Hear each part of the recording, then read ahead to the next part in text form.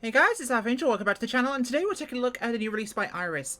This is their Grob Tutor. The Grob, what the hell is that? We'll find out in a second. This is the Grob G115E, or the Tutor. Now, this version, of course, is a version of their already existing Grob Tutor aircraft, which is the newer variant, which is used by the RAF for their basic training aircraft.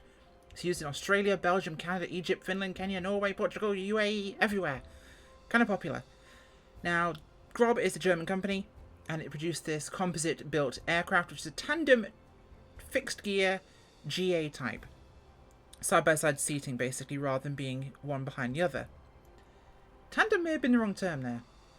It's hard to actually remember which one's which. That could be just my brain. Either way, I digress.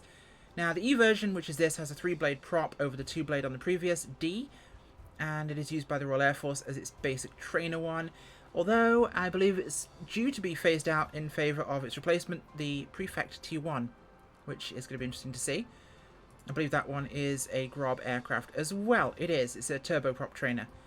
That's for more advanced training levels, I believe.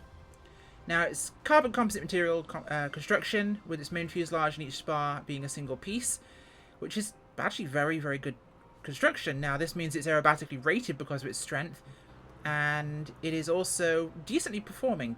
This thing can cruise at 100 knots, stalls at about 52, which is quite high for an aircraft of this size, and it's powered by a Lycoming AEIO 360 4-cylinder air-cooled horizontally opposed piston engine, producing 186 horsepower. Now, this thing can do about 650 nautical miles. Could be 620. I might have gotten that one slightly off. And it can go up to about 10,000 feet, which for its type is about right. We mentioned it's fixed gear, and it is side by side. Now, here we are in the cockpit of this one. We're at Silence Bay, the Orbx airport, by the way. Now, what is that pink monstrosity? Oh, it's because I didn't reinstall the updated Coronado thing. That'll be why. That scared me and was weird. Now, this does appear to be the same base model as Iris's previous Grob for P3D, etc. But by no means does that make it a bad thing.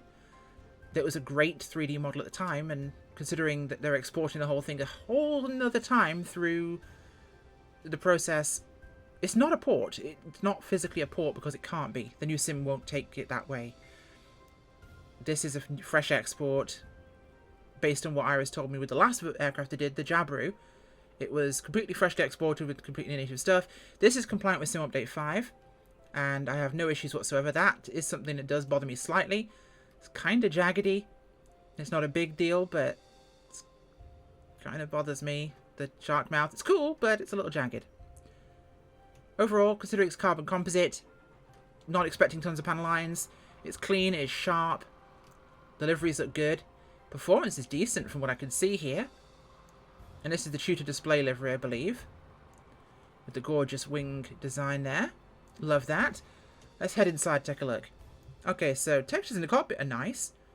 And if it's anything like the one I remember from P3D, they were gorgeous then. And it's still gorgeous now. I'd say this is certainly on par with what I'd expect out of an aircraft in 2020. Now, this is flown in solo flight from the right seat, which is very unusual compared to most GA aircraft, which are flown from the left seat. Now, in a teaching environment, the student's on the left, instructor's on the right. When you're solo, you are on the right seat, which is more akin with military training here because, of course, throttle left hand, stick right hand. Military training is its primary goal, which is why you fly it this way. That makes total sense. Fair enough. Let's get her cranked over and go for this. So, I think that's open. We're selected to both tanks there. Battery on and my prerequisite lights. Let's crack the throttle slightly here. Let's make sure our fuel is set. Prop is set. Parking brake is on. Let's see what we can do with this. This should be good to crank. Let's put the fuel pumps on. Now, I have noticed that if I try and start this with my honeycomb, because it's a separate starter to separate mag, it does not allow you to start it. That is technically an issue with the honeycomb, not the aircraft. So if I hit start, it fires up nicely. And the instruments came on because flight sim's weird. Didn't even have my avionics bus turned on yet, but there we go. So let's close the old hatcherino. Click on a button. Nice there. Even for how close I am to that texture, that's not terrible. There are things I could criticize, and that isn't one of them. Vision is actually pretty good here, apart from the big post in the side, but that's expected with the way the aircraft's configured. I think we're looking good. So, let's take her for a little spin here at Silence Bay. Which way am I going to turn around? I'll go to the left here, because there's aircraft to my right. Let's stand on the toe brake to get her turning. Probably going to wear out a tyre by doing this, but we'll give it a crack either way. This is confined parking here. I should have gone out back there, but... Oh, let's turn it around here. Let's hope I don't clonk into anything important. Big blind spot there for taxi, but that's the Grob rather than the model. There we go. That's our taxiway. Ground handling's pretty nice. It's bouncy, which a lot of sim aircraft really aren't that bouncy when real aircraft that can be sometimes. So we've got runway 1735 here. We'll go back taxi onto 17. Or not back taxi. We'll take the actual taxiway down here. I like how boingy this is. That's kind of nice. Now, this is one of the reasons why I personally don't like flying the Cirrus in-game, and one or two of the other aircraft is because of that huge post. Which in VR, or in an actual natural head positioning, you're not really going to see that the same way. So if I was to zoom out, it's going to catch me right there, but... Oh, hello, I'm going kind of fast. Let's brake a little bit there. Flaps are currently in the up position. Let's put a notch in. Let's go outside and take a look at this. So this is me taxiing around the corner. We've deployed our first stage of flaps. That's the edge of the runway. I'm a bit of an idiot there. Okay, so let's get it lined up. We know our stall speed is 52, which for an aircraft of this type is kind of fast, but we have got a very thin wing, so not unexpected perhaps. Okay, let's get it lined up here. We'll get ready to kick it into high gear. Kind of lined up. It's a good start, right? Aircraft accelerates quickly, very little torque impact, a little bit of pedal here.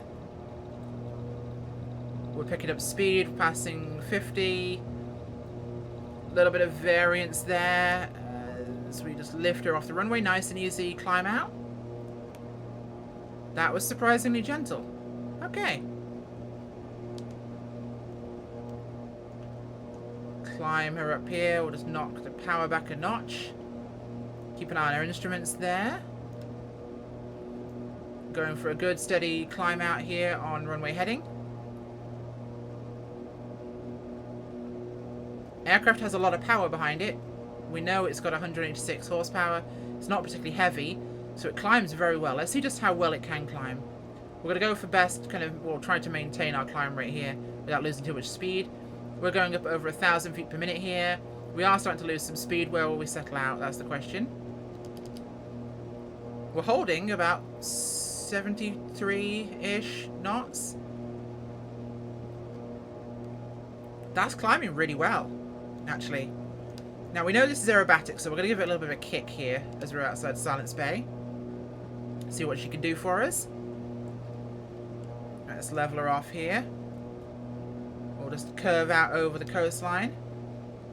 A little bit low down for aerobatics, but what the heck. It's a simulator. We could screw around, right? So let's go for a roll. Nicely controllable. I like that. Let's take things up a notch, shall we? Oh, we've got flaps down. That's probably not going to be a great idea. Take her nose up. Kick it over with a pedal. Whoa, put her into a spin. There we go, recovered. That was actually really nice. That behaved exactly per textbook. I gave it opposite rudder. I pulled the power back, I put the power back on. Climbed, came out of the spin like a champion. I was trying to go for a chandelier, but I'm not an aerobatic pilot, so I'm just kind of giving it a bit of a kick and seeing what it does. But it recovered very, very textbook from a spin there, as I would hope an aircraft would. So that's quite a nice side to it. It's responsive, its handling is very nimble. And for an aerobatically sound aircraft, that is That's good.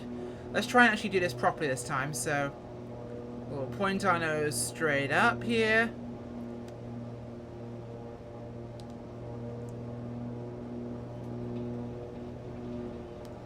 There we go. That was more like it. And pull her out here. Still kind of low down, but does it well. I like that a lot. This aircraft does behave very nicely. Now the windows are huge for viewing things. If you want to see around, very fighter jet cockpit, you can see a lot of space. Obviously the big pillar here is a feature of the aircraft. It annoys me, but I'm used to flying in very different kinds of planes. I'm also not used to seeing it right there on my right hand side. That's different for me. What's this? Spin recovery. Closed throttle, centralized ailerons, apply full rudder to opposite yaw. When rotation ceases, centralized rudder recovered. Oh yeah, so basically what I did. Cool. Alright, we're going to come in for a landing here at Silent Space. So we're going to go into the pattern for 17. We'll do this right traffic because we've got hills there behind it. So let's hit the downwind. We'll just kind of roll to the left a little bit, hit the beach here. And bring her down. Nice and easy. So I'm throttle off right now. Aircraft is behaving as I'd expect. Speed is coming off. We're in flap range now. But the thing is, this thing's cruise speed is basically its flap extension speed, so it's going to more than manage to basically slow down. You can put flaps out the second you want to slow down. So there's the runway. We're a little bit close in actually here, being just over the coastline. So we are losing some altitude. We'll put the speed on here as we pass 80 knots. There we go. Maybe the glare shield's a little glossy material-wise. That would be a complaint if I could pick something out here. Maybe change the material type, or the alpha on the glare shield material is a little bit too glossy. That looks a bit weird for something that's meant to be kind of a leathery material. That's way too shiny and smooth. This is what happens when a texture artist reviews planes. They can spot the stuff. Like even this that's right in my face isn't bad. Okay, maybe it's a little bad when you're looking at it right in your face there, but again, nothing could be perfect. The glossy glare shield though does bug me. Right, let's bring her around here onto our base leg. We'll drop a notch of flaps here. And we want to be turning before the end of that wetland there. That's going to be our final turning point. Oh, we're dropping speed here. Let's put some power on. Stalling in another review video wouldn't look good for me, would it? Okay, there's our runway. So this thing bleeds off speed very quickly, actually, with flaps in. We'll give it 2 notches of flaps to create some lift for us. And we'll come around here. Let's watch my speed as I do this. And we're overshot centerline. We'll roll back in. We want to try and stabilize our final approach here. We have got trees on final to 17, but it does come uphill, so we should be okay. So we're going to keep it about 60 miles an hour here, which gives us a bit of leeway. Or 60 knots, I should say. We're good on the runway heading. We're coming a little bit steep, but we have to with the tree angle there. Keep it about 60. It's descending exactly as I'm asking for it to do on the controls. Responding as the inputs I'm giving it. Coming down on center line. Cutting power. Bring the nose up. And just flare gently. And we're down. Big braking. Big braking. Does it stick its nose in the ground? It does. Okay. So I will say this is nice. For a little GA trainer, it behaves really well. It's very whippy and responsive. It's $20, 20 euros, $20. I think it was $20 on the Iris website. This will probably end up on the marketplace like other stuff. It'll probably end up with Orbx, I don't know. So if you want to get it through those, you can always wait for it to come up on the Orbx store. Because I know the Jabiru is, so there's a good chance this will be as well. I bought this direct from Iris, so I got it from their web store, which means I'll get updates from them. If you want to wait for it to be on a system like the marketplace or the Orbx store, you can. Most likely. I can't guarantee it'll be there, but their other aircraft are, so there's a good chance it will be. Which helps you just takes the pain out of updates, which is someone who buys things early to review them.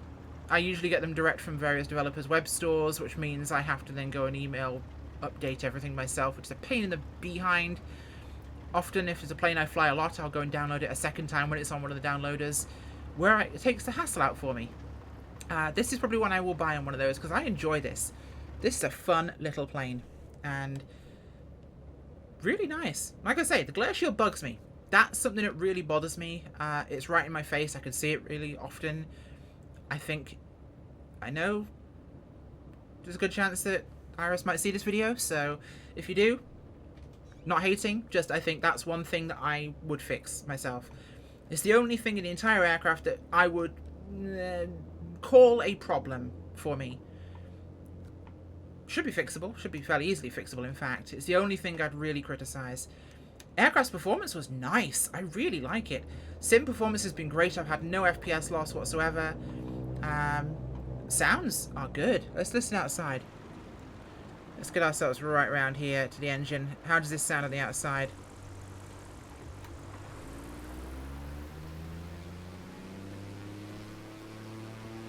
That's full chat. Not bad. Not bad. Not bad. Why is Russian Test Pilot coming out again? Is this going to become persistent character I have for reviews? Russian Test Pilot is going to happen again. Oh dear, I need to think of a name for her. Anyway, I digress. The Iris Grob. 20 bucks is 20 bucks. As people might say. I like it. Recommend. Thanks for watching, guys. If you liked the video, drop me a like, drop me a subscribe, please. It helps other people see the videos, and it also means you will get to see more videos and reviews as they come up, and you'll be the first to see them, hopefully. So, we'll see you next time. Hopefully you enjoyed this one. I like this plane. It's fun. Bye.